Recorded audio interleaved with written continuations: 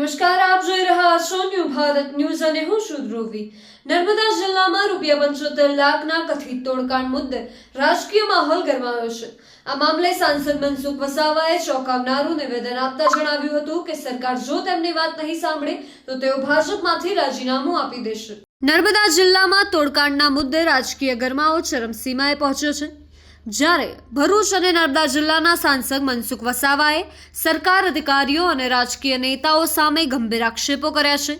સાંસદ મનસુખ વસાવાનો આરોપ છે કે પ્રધાનમંત્રીના કાર્યક્રમ દરમિયાન ખર્ચ થયેલ મુદ્દે 75 લાખ રૂપિયાની માંગણી કરવામાં આવી હતી। સાંસદ મનસુખ વસાવાએ જણાવ્યું હતું કે કાર્યપાલક એન્જિનિયરે ચૈતર વસાવાએ 75 લાખ રૂપિયાની માંગણી કરી હોવાની સ્પષ્ટ કબૂલાત આપી છે, જ્યારે બીજી તરફ નર્મદા જિલ્લાના કલેક્ટરે ચૈતર વસાવાએ કોઈપણ પ્રકારની રકમની માંગણી કરી નથી એવું સ્વીકાર્યું હોવાનો વિડીયો સોશિયલ મીડિયામાં વાયરલ થયો છે। આ પરસ્પર વિરુદ્ધ નિવેદનોને કારણે સમગ્ર મામલો વધુ ગૂંચવાયો છે અને રાજકીય ખેલમાં સરકારી અધિકારીઓ પણ ચિંતામાં મુકાયા છે।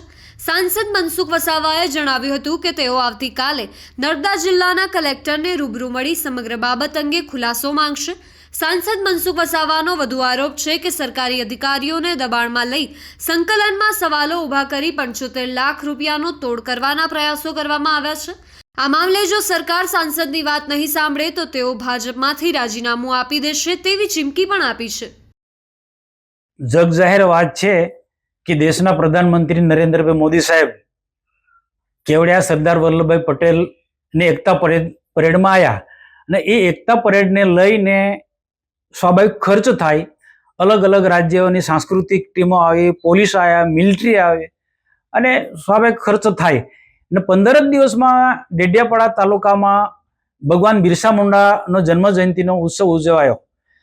એમાં પણ દેશના પ્રધાનમંત્રી નરેન્દ્રભાઈ મોદી સાહેબ દેવમોંગરા ગયા, ત્યાં પણ 3 હેલિપેડ બનાવ્યા, ડેડિયાપાડામાં 3 હેલિપેડ બનાવ્યા અને ડેડિયાપાડામાં 1 લાખ લોકો રહી શકે એ રીતના એક ડોમ પણ બનાવ્યો અને એસટી બસો પણ લોકોને લાવવા જવામાં ઉપયોગમાં લેવાય। તો આવા બંને કાર્યક્રમમાં સ્વાભાવિક ખર્ચા થાય અને દેશના પ્રધાનમંત્રી આવતા હોય એટલે બધી જગ્યાએ અહીંયા પૂરતું નહીં, ગુજરાત કે પછી નર્મદા જિલ્લા પૂરતું ક્યાંય પણ પ્રધાનમંત્રી જતા હોય ને આવા કેટલીક વખત ઝડપથી કાર્યક્રમ, ઉતાવળ કાર્યક્રમ થતા હોય તો એ ખર્ચાઓ એ થાય। તો આ ખર્ચાને લઈને ડેડિયાપાડાના ધારાસભ્ય ચૈતરભાઈ વસાવાએ જિલ્લા સંકલન સમિતિમાં હિસાબ માંગ્યો અને સરકારે આપ્યો। એક નહીં 2 વખત જિલ્લા સંકલન સમિતિમાં એમને હિસાબ માંગ્યો। હવે સંકલનમાં હિસાબ માંગે ત્યાં સુધી એમનો કોઈ વાંધો નહીં, મને પણ કોઈ વાંધો નહીં, માંગવો જ જોઈએ હું કહું, પણ હિસાબ માંગ્યા પછી અધિકારીઓને ડરાવીને ધમકાવીને એમ કે આ તમારો ખોટો હિસાબ છે, મને તમે 75 લાખ આપો।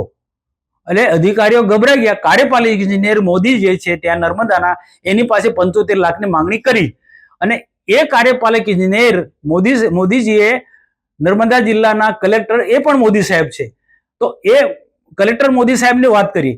પણ એ જ દિવસે ઉપરાષ્ટ્રપતિ કેવડિયા આવ્યા હતા અને ત્યાંથી પછી એમની વિદાય કર્યા પછી કલેક્ટરે મને અને જિલ્લા ભારતીય જનતા પાર્ટીના પ્રમુખ નીલ રાવને બોલાવીને કીધું કે ધારાસભ્ય ચૈતરભાઈ વસાવા અમારા કાર્યપાલક ઇજનેર મોદી પાસે 75 લાખની માંગણી કરે છે।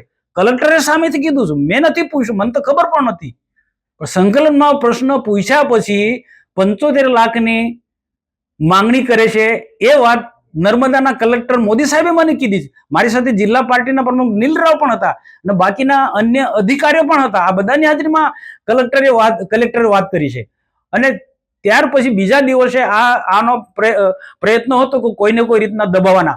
મેં કીધું આ સેટિંગ ના થાય એટલે નર્મદા ના પત્રકારોની કમલમાં મીટિંગ બોલાવીને આખો પર્દાફાશ મેં કર્યો કે ભાઈ આ રીતના આમ આદમી પાર્ટીના લોકો આ રીતના અધિકારીઓ પાસે આવા કાર્યક્રમના હિસાબ માંગે છે અને પછી તોડ કરે છે। આ વાત મીડિયા સમક્ષ વાત કરીને થોડા દિવસ પછી ફરી પાછી વિવાદ થયો એટલે બીજી પત્રકાર પરિષદની અંદર પત્રકારે પૂછ્યું, એમાં નામજોગ મેં કીધું કે નર્મદાના કલેક્ટર મોદી અને કાર્યપાલક ઇજનેર મોદીએ અમને ને નીલ રાવને કીધું કે ચૈતરભાઈ ધારાસભ્ય 75 લાખ રૂપિયાની માંગણી કરી, એ ત્યારે નામજોગ મેં કીધું। તો ત્યાર પછી ધારાસભ્ય ગઈકાલે નર્મદા કલેક્ટરને મળ્યા, એના મિત્રો સાથે મળ્યા, આવેદનપત્ર આપ્યું હવે કોઈક ને કોઈક કારણસર કયા મુદ્દે કલેક્ટર આમાં ખુલ્લીને બોલતા નથી, ફક્ત એટલું જ બોલે આ ખોટું છે ખોટું છે, પણ ખોટું શું છે એ વાત ખુલાસો કરીને કહેતા નથી.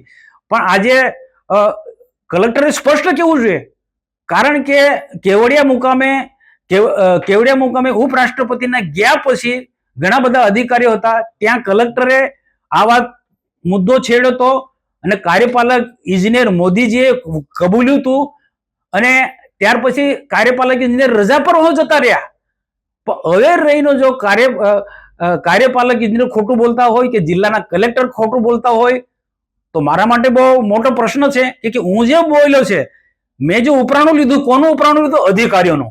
અને અધિકારીઓને ધારાસભ્ય ચૈતર વસાવા ડરાવે છે, ધમકાવે છે અને પૈસાની માંગણી કરે છે. એ વાત અધિકારીઓ કલેક્ટર થી માંડીને આ લોકો બધાએ મને કીધી. પછી મેં એમને કીધું ના, એક પણ પૈસો નહીં આપવાનો ને આ લડાઈ લડી લઈશું, એને ખુલ્લા પાડીશું.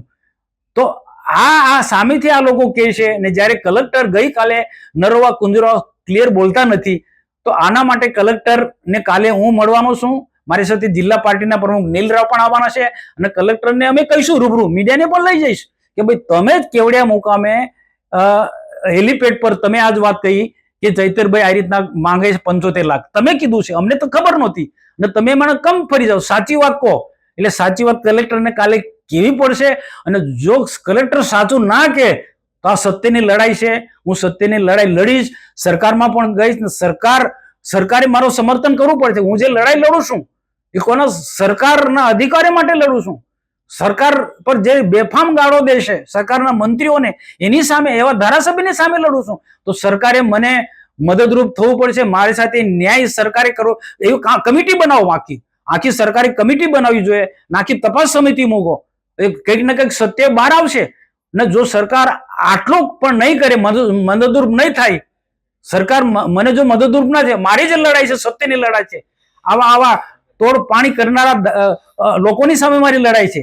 આ લોકો અહીંયા પૂરતું નહીં, કેટલાક ઇન્ડસ્ટ્રીમાં પણ આ રીતના લોકોને કામદારોને ઉશ્કેરીને ત્યાં પણ તોડ પાણી કરે છે. આવા લોકોની સામે મારી લડાઈ છે. તો સરકારે મને મદદરૂપ થવું પડશે અને સત્ય અને એને સત્યને ઉજાગર કરવું જ પડશે.